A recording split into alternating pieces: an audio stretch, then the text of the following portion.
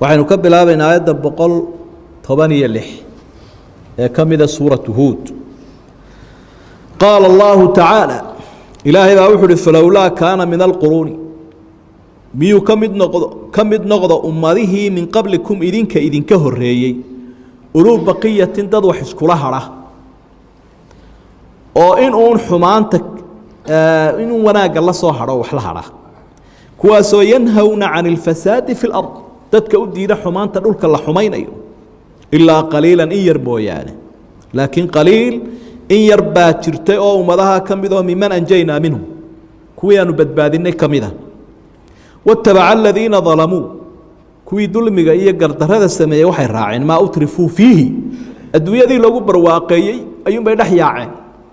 ilaahna ka dhigteen wa kaanuu mujrimiin dembiilayaal bay noqdeen wamaa kaana rabbuka ilaahaagu ma ahanin nebi maxamedow liyuhlika alquraa bidulm magaalooyinka kuma halaaga gardarre ay sameeyeen wa ahluhaa muslixuun iyagoo dadka degani ay hagaajinayaan walow shaaa rabbuk ilaahaagu hadduu doonayo rasuul allow lajacala annaasa ummatan waaxida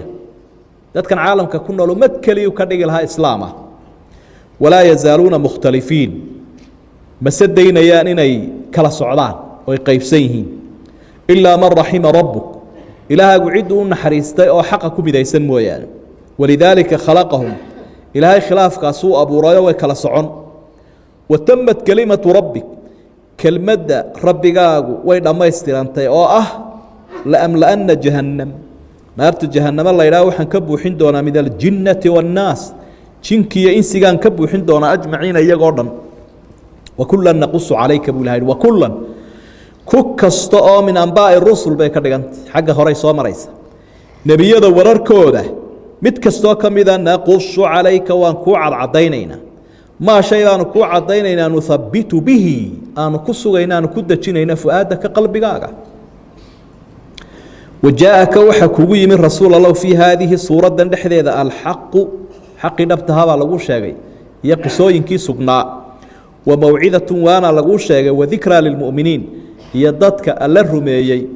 wax quluubtooda dabcinaya waqul waxaad ku tidhaa rasuul allow liladiina dadkii waxaad ku tidhaa laa yu'minuuna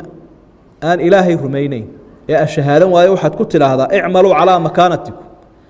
waxaa u camal fashaan habkaa iminka u socotaan bal wixiinaa iska wada innaa caamiluuna annaguna waanu camal falaynaa diintayadaasaanu ku soconaynaa wantadiruu bal hadda suga waxa dhaca innaa muntadiruun annaguna waanu sugaynaa alle aan ka war sugno kol haddaa ilaahay diideen waxa idinku dhaca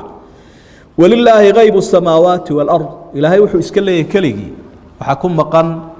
caalamka sare iyo ka hooseba cirarka iyo dhulalka wa ilayhi yurjacu اlamru kullu arrinka oo dhan isagaa loo celinayaa aakhiro la horgeynayaa xisaabin doona facbudhu